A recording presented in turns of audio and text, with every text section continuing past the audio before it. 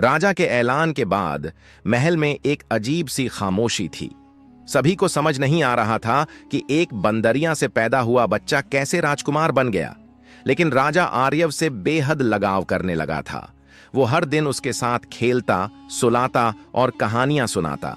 बंदरियां जो अब बोल नहीं सकती थीं, मगर उसकी आंखों में मातृत्व छलकता था।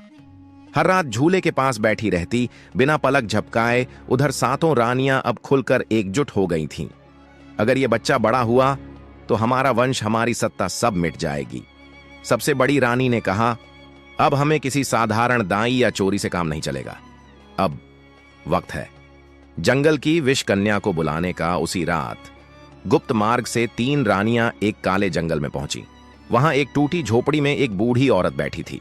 उसकी आंखें लाल और चेहरा भयावह। मुझे क्या चाहिए? उसने कर्राई आवाज में पूछा। बड़ी रानी बोली, एक ऐसा जहर जो दिखे नहीं और बच्चा धीरे धीरे मर जाए। चुड़ैल हंसी, जहर नहीं दूंगी, मैं खुद जाऊंगी, मैं बनूंगी नया आया और उस मासूम को उसकी किस्मत से दूर कर दूंगी।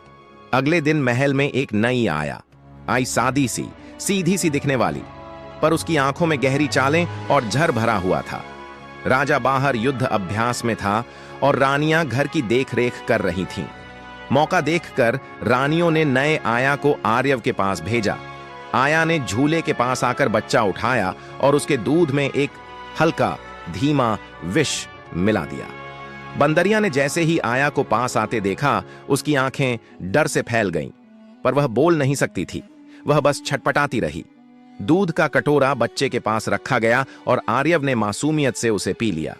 कुछ ही देर में आर्यव की सांसें धीमी पड़ने लगीं। उसके होंठ नीले पड़ने लगे। तभी अचानक कमरे में तेज सुनहरी रोशनी फैली।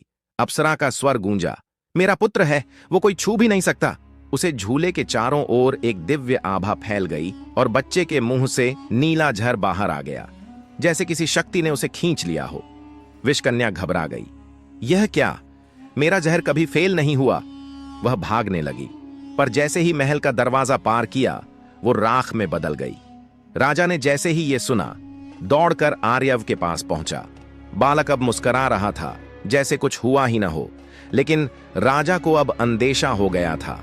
ये सिर्फ नफरत नहीं, अब युद्ध शुरू हो चुका है और मुझे अपने बेटे की रक्षा करनी होगी।